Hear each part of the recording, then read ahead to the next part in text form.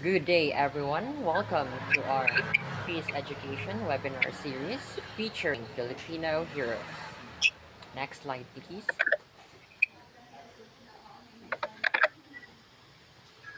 Hello everyone, good day. I'm Justine Alipala, a third-year college student undertaking the course of BSEP, major in English, and I'm currently part of the Culture and Arts Organization.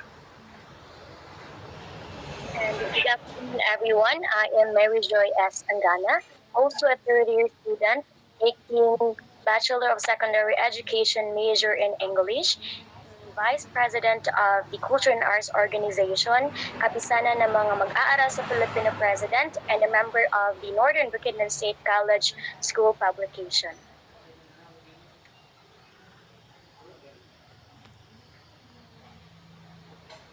Good afternoon once again. I am June Arthur A. Binayao, also a third year BSED English pre-service teacher. I am also the current president of the Culture and Arts Performers Organization, as well as an officer of the Central Student Government and the president of the Educators Club.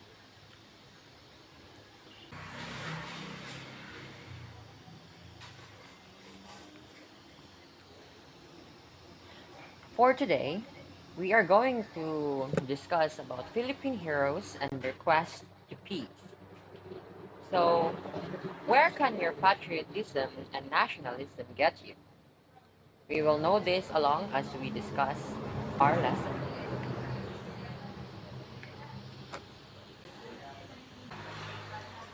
On the screen, so our first national hero is Lapu-Lapu. Lapu-Lapu or Lapu-Lapu is the Datu of Mactan, Cebu, the historic Battle of Mactan in April 1571. It was the result of the Datu's refusal to the arrival of traveler and contortor from Spain, Ferdinand Magellan. Lapu-Lapu and his fighters defeated Magellan's group with guns and armor, using only arrows and spears. Because, because of this remarkable achievement, it took 4 decades for colonizers to return to the Philippines. Lapu-Lapu was named the first Filipino hero. For Lapu-Lapu, it was to kill or to be killed. He firmly believed that we can only achieve peace if we do not let others govern us. The bravery of Lapu-Lapu is a testament that the Filipino is worth dying for. Peace isn't just something that we should take for granted. It is something that we must treasure. We younger generations should always take this to mind, as the peace that we are experiencing right now is hard-earned peace. So we have learned that that is the peace, that is the definition of peace for Lapu-Lapu. Now for our next Filipino hero. Next slide, please. So as we can see on the screen, Diego Silang. Diego Silang was one of the leaders of the rebellion in northern Luzon during the Spanish era. As we can remember, we were colonized for 333 years by the Spaniards. He fought against the taxation and abuse of Ilocos attackers. His group ousted the Spanish authorities in 1762 and placed the people in office, in office. Despite this, he died at the hands of several friends who had been convicted of conspiracy for his assassination. To avenge him and continue their fight, his wife, Gabriela Silang, had as well as become part of the revolution for the freedom of the nation. Diego Silang has called a revolt that is worth remembering, as he and his wife Gabriela Silang protested against the payment of tribute under the tyrannical Spanish rule. We can remember in our history lessons that the encomienda, or is a system that was harsh, has made the Filipino lives very, very unbearable. So it is thanks to Gasilang and his wife Gabriela that they really, really fought for what was right and for justice. So to continue the next heroes, may I call on Justine Alipala to be in the spotlight.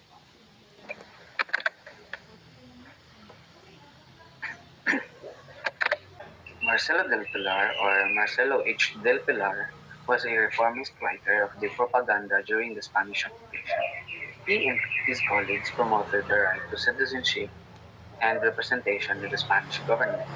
He also exposed the abuse of protesters in the performance of satirical poems and publishing a protest versions of prayers. Using the name Plaridel, he became editor and writer of progressive newspaper such as Diaryong Tagalog and La Solidaridad. As a result, Del Pilar is recognized as a father of Philip, Philippine journalism. So Marcelo Del Pilar, through journalism, he is promoting peace, and he was also a Philippine revolutionary propagandist and satirist. He tried to marshal the nationalist sentiment of the Enlightenment Filipino ilustrados or Borgoys against Spanish imperialism. As you can see on the screen, our next hero is Melchora Aquino. She was named as the mother of the Philippine Revolution during the Spanish era. She was 84 when the rebellion broke out. She decided to support Katipunan. Katipunan literally means as an association or organization. Its goal was to create an independent Philippines. And so she was known in the country as Tandang Sora. She took over and fed the revolutionaries and cared for the wounded until they recovered. When she was detained by the authorities, she did not disclose any information about Katipunan. Before she was deported to Guam as punishment, she also said that if she had 9 lives, she would offer them all for her country. Mircea Aquino was a female revolutionary icon popularly referred to as the Grand Woman of the Philippine Revolution due to her efforts in aiding the cause of the revolution and helping the wounded Katipuneros. Next heroes will be discussed by Miss Anggana. So for our next hero, it is Emilio Jacinto, and I know that all of us here knows him. So Emilio Jacinto was one of the great generals of Katipunan and was recognized as the soul and the brain of the Magsikan. He joined Katipunan at the age of 20 and became the Supreme Secretary and right hand. He was also editor of the Katipunan newspaper, which is Kalayaan, in which he used to defend for the Dimas Silaw. Among his key works are Kartilya ng Katipunan and Mga Aral ng Katipunan ng Mga Anak ng Bayan, which is a major guide for members of the movement. He also wrote a collection of essays called Liwanag at Dilim, which discusses the spirit of the revolution. So we all know that the Kartila ng Katipunan is a set of principles that shows the path on how each and every one of us must live of lives by living to the fullest through good values. I believe that this Kartilya ng Katipunan was made to change the thoughts of every Filipino's unacceptable behavior. Katipunan was not just an organization working towards the freedom of the Filipinos. They built on the ideological and political foundation constructed by men and women who sacrificed themselves because of their love for the country and for the people. So these are our ancestors. Going back to the past, the journey to freedom is long and hard. The price of bravery and principle is high. Back then, they thought that the day of real freedom will forever remain a dream. And though Kartilya ng Katipunan, Filipinos were united to fight what they own. Kartilya ng Katipunan became an oath that every Katipuneros must follow to show their determination and being a part of the people who wanted a change. Next slide, please.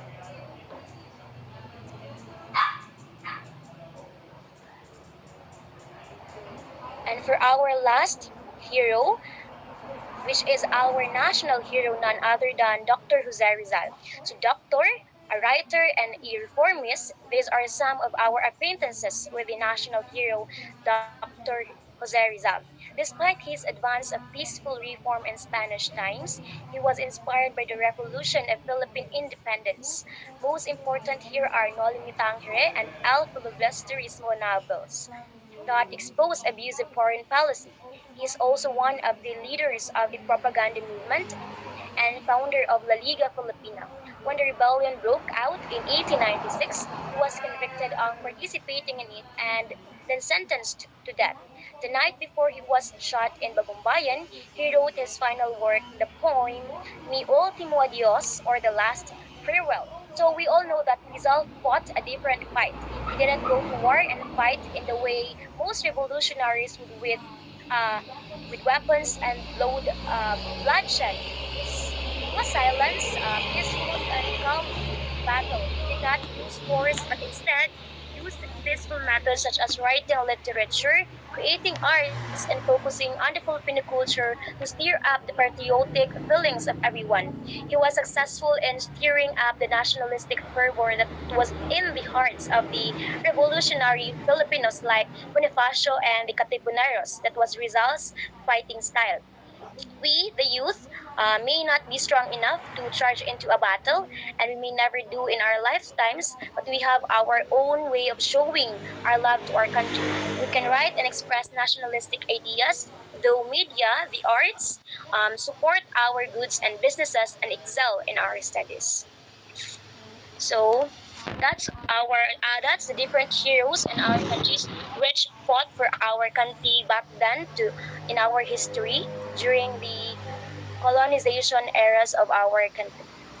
So as you can see in your screen, before we finally end this webinar series, let's discuss first this quote given to us by Dr. Jose Rizal.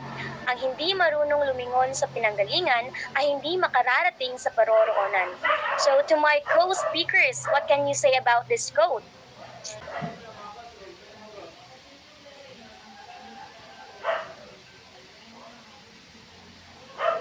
So allow me to share first my thought for this quote. So for me, history or our past has always a connection to our present and even in the future. So we should always look back on where we came from because the past or our history has a great contribution and impact to our lives because we cannot be who we are today and in the present if not because of the past.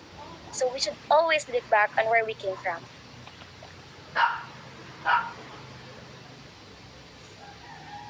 Wait, I am Jun Arthur A. Binayao.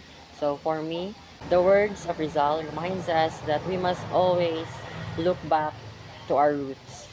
We must remain firm in our own ground. We mustn't let even though if we will in the future if we will attain certain greatness, we mustn't forget where we came from or our lupang tinubuan. That's it for me. So as for me, I'll just summarize what you have said. So the meaning of this quote for me is that we can what Dr. Jose Rizal was trying to emphasize is that we cannot be who we are today without the past. And as always, history is as crucial as what we think it is. So I guess that's it for me. Thank you. So to formally end, I hope that you have learned a lot from our discussion today. And before that, let us hear what Mary Joy S. Anggana would say. So yes, that ends our webinar series, and hopefully you have learned on the different ways on how to achieve peace, referring to the different strategies and tactics our heroes have applied and futures of our country. You can also share with us on how, or in your own words, how can you perceive peace?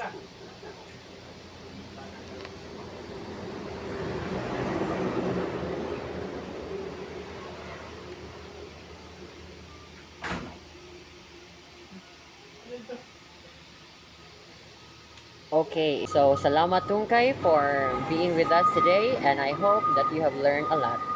Thank you for listening.